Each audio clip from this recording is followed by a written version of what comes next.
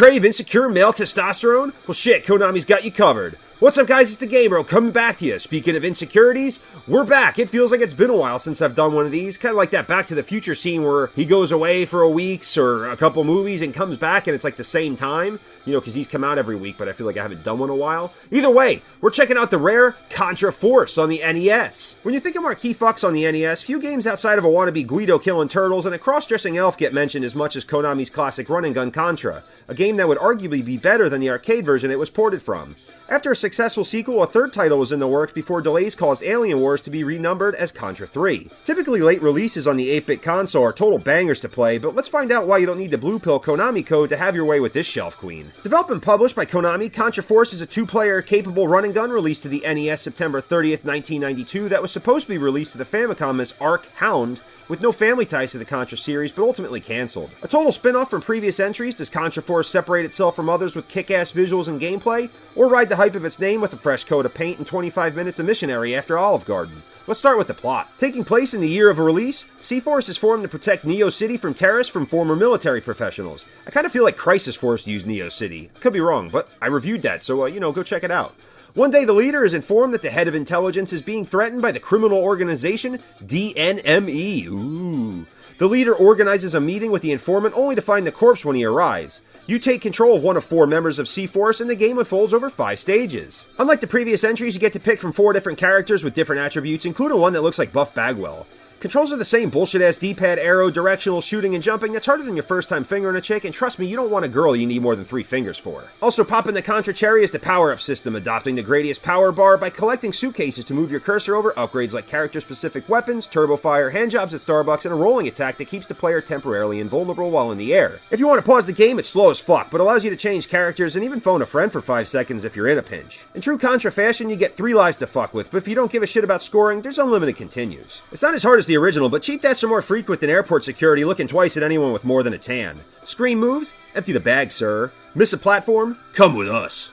Random falling objects? Prostate exam. Visually, Contra Force offers nothing new, if anything a step back from previous entries. When you compare it to other games at the time, it's pretty disappointing.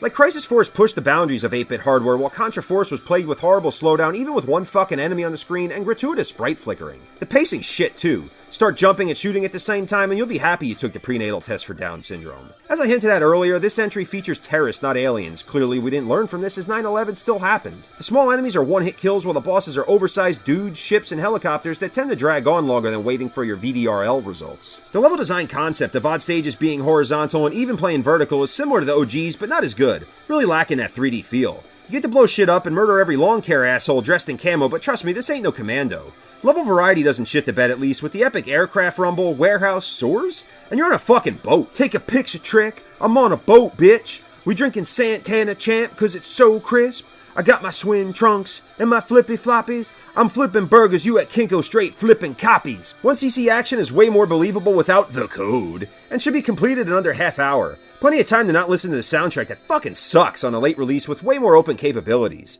Maybe the originals just set the bar too high. When it comes to pickup and playability, it's definitely the Wendy's of the bunch, way before Dave Thomas sacrificed himself to give us the Baconator. And let's take a second to realize how fucking terrible Wendy's kids' meals were as a kid. Like, I don't know what they are now, I don't even know if they have these things now, but when you go to McDonald's, you got the Mattel toys. When you went to Burger King, you got, the Pokemon shit. You got good toys. You could even be buying better toys. But you went to Wendy's and you get, a fucking coloring book. You got some bullshit stickers. You got, a book to fucking read. You got, apple slices. Some bullshit pussy stuff that, no kid would want at the time. There's no wonder why fucking Wendy's sucked ass compared to McDonald's and Burger King. But, that's a story for another day. Let's get back into it. The replay value is decent with different characters to choose from, but once you memorize the levels and beat the game, there's no real reason to call her the next day for seconds. If you want to add Contra Force to the collection, a loose copy will set you back about $1.50, and if that tax money's still burning a hole in your pocket, a nice complete copy will take a chunk of that, coming in at roughly $750. Ouch. It's a very recent addition to my NES collection, not to say I haven't been looking, but every time I've come across it, the label shit or something else catches my eye. Needless to say, for the time, it was a great pickup. Like the younger brother of a cool kid, the name alone makes it stand out in the genre, negating the otherwise mixed and average reviews it received. Yeah, he's got the Walmart jeans on and the No Fear shirts are kind of last year, but holy shit, he's got the new rallies. It's a late release on the NES. What more do you want? Realistically, Contra Force is a fuck way too long in the making, even going full Game Bro forcing names of others to be changed. Widely remembered for its late release and low print on the NES, Contra Force gets a pass with the name and reputation of those who came before it without really earning the stripes. But when you think about it, you never really appreciate things in the moment. It always takes a memory to look back on something fondly. Come to think of it, when I think of the name Contra, all I can think of is cheat on me. Anyway guys, hope you liked the vid. Be sure to like, comment, share, subscribe, hit that fucking bell button for the notifications. Be sure to check out my YouTube shorts, my Discord, and my OnlyFans. It's now cheaper than a Netflix subscription.